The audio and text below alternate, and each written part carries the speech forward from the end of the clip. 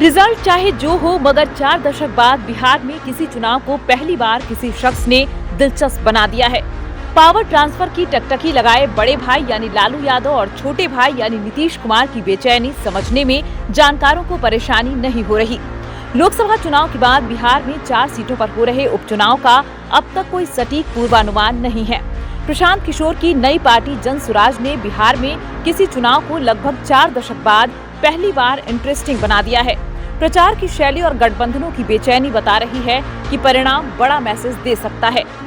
जातीय समीकरण में उलट-पलट के सहारे बिहार की सत्ता वाली सियासत पर असर डाल सकता है।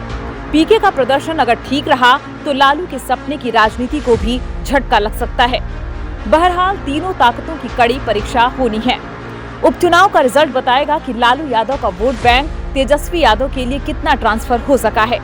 यह भी कि लोकसभा चुनाव में नीतीश कुमार का लगभग बिखर चुका लवकुश समीकरण फिर एकजुट हो सका है या नहीं।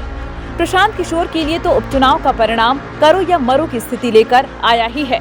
लगभग 2 वर्षों से बिहार के गांव-गांव में पैदल घूमकर पीके ने 2 अक्टूबर को अपनी पार्टी की नींव रखी।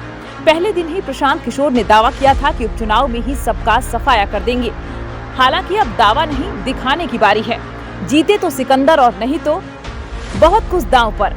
वैसे पीके के लिए ये चुनाव अग्नि परीक्षा है।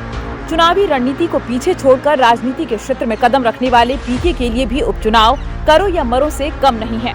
साथ ही 4 दशकों से बिहार की सत्ता में गहराई तक जड़ जमाकर बैठे दोनों बड़े गठबंधनों के लिए भी मुश्किल घड़ी है, क्योंकि जनसुराज का प्रयास दोनों गठबंधनों के कोर वोटरों में सेंधमारी कर अपना रास्ता बनाने का है। जाहिर है परिणाम ही बताएगा कि अगले वर्ष होने वाले विधानसभा के आम चुनाव के पहले सियासत की कैसी बिसात बिछेगी। राजद, जदयू और भाजपा के कोर वोटर कितना एकजुट रह पाएंगे, इसका अंदाजा लगाया जा रहा है। पीके किसी परिवर्तन के वाहक बनेंगे या खुद परिवर्तित होकर फिर से राजनेताओं की कुंडली बांचने लग जाएंगे। हालांकि उन्होंने राजनीति के लिए खुद को 10 साल का समय जरूर दिया है।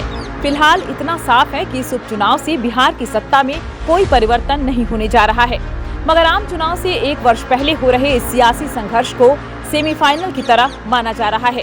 उपचुनाव के परिणाम की तरह भविष्य की संभावनाओं के भी 3 एंगल होंगे। बिहार में पिछले 4 दशक से भी ज्यादा समय से सवर्ण राजनीति हाशिए पर है।